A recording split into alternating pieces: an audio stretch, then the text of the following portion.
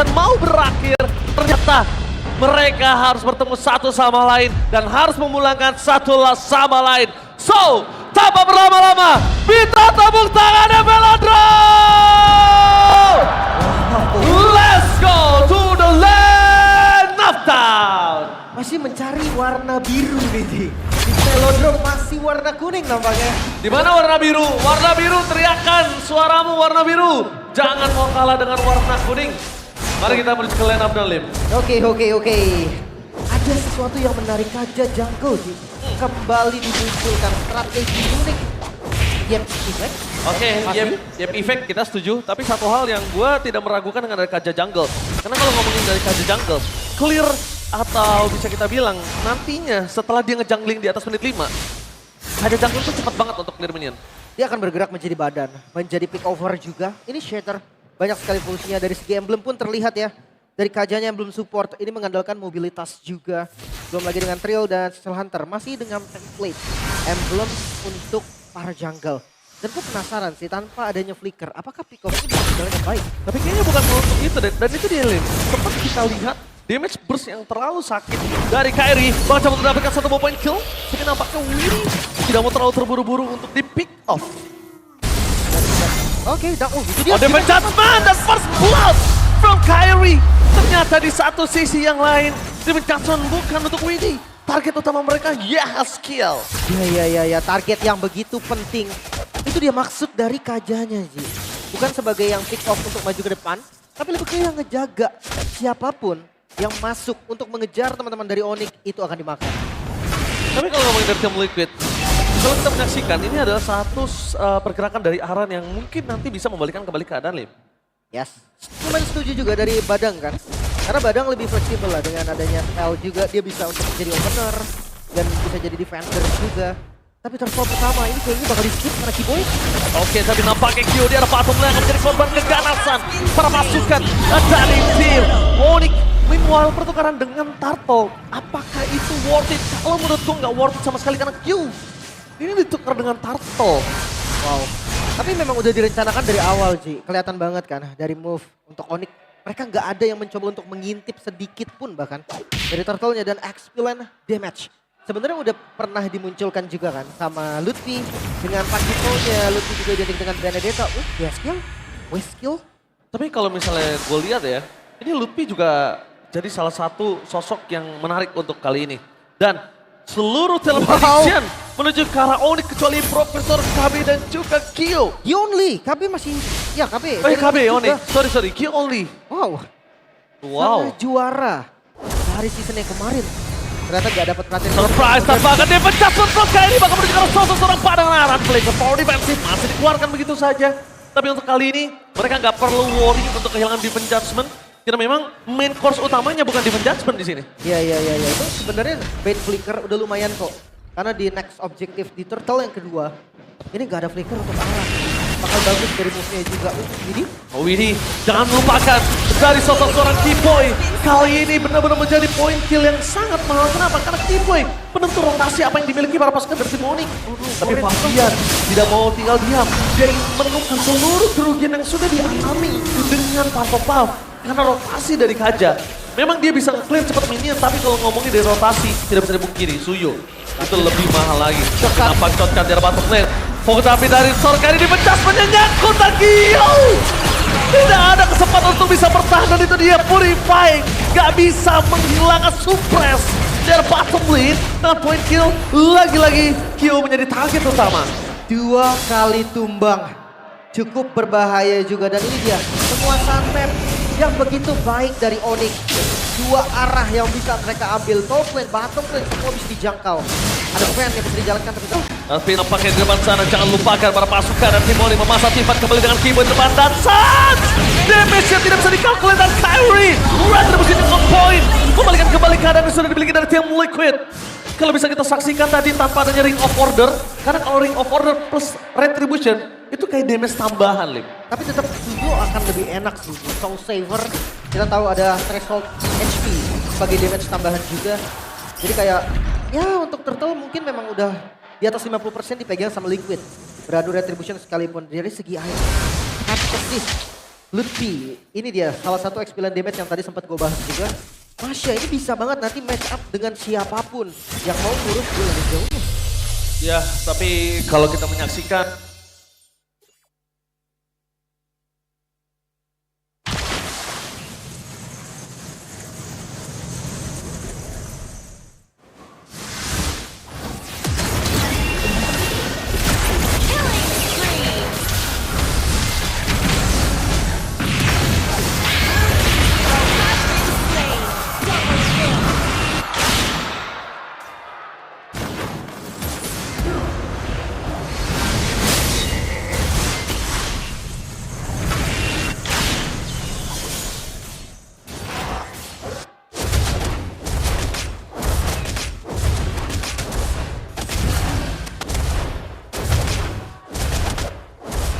Blue team turret has been destroyed.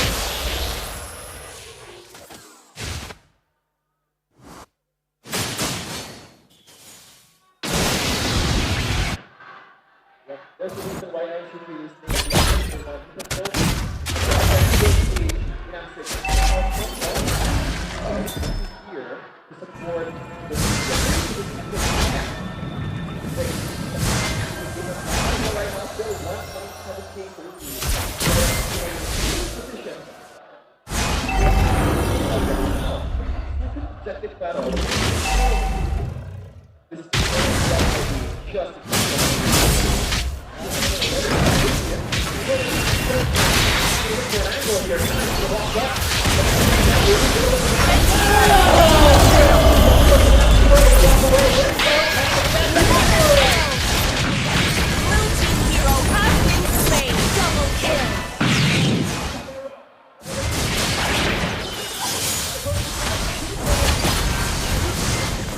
Killing spree. Unstoppable. Wiped out. Blue team turret has been destroyed.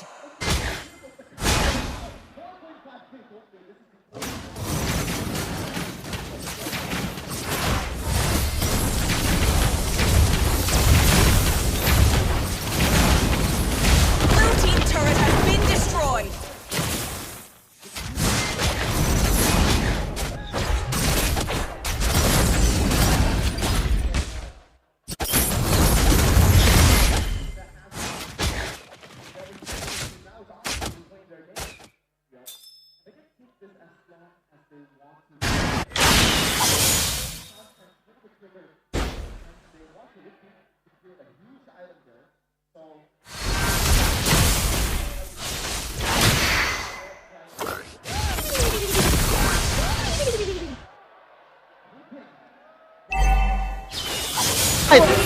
Dengan tim Liquid yang mulai terasa pressure dari Onyx, menandakan bahwa Onyx dengan adanya Kairi bikin Ya, ada kacanya jungle ya, ini ada bahaya jungle. banget ternyata. Ya, connection antara Masya lalu ada Iritel juga, dua tipe burst damage yang bahkan bisa barengan sama Suns juga.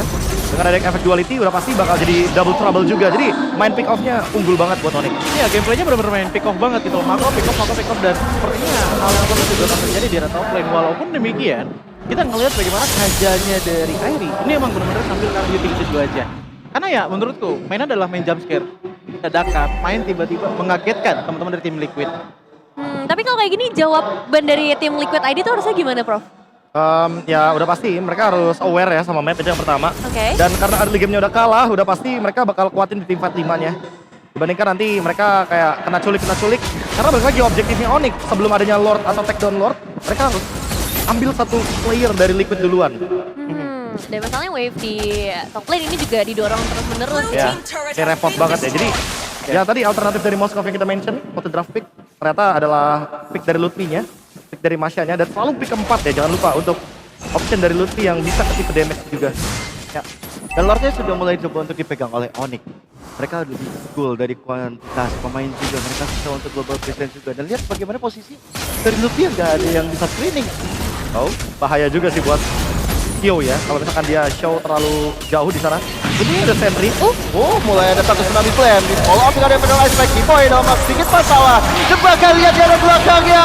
Hadir Samero membuat satu masalah besar bagi tim Liquid. 2 player dinyatakan tumbang. Wow, ini dua pemain hilang yang cukup krusial karena Fabian jadi salah satu korbannya juga sebagai sosok jungler. Dan diversion, ini kayak out of nowhere ya, kayak minim informasi banget dari tim Liquid.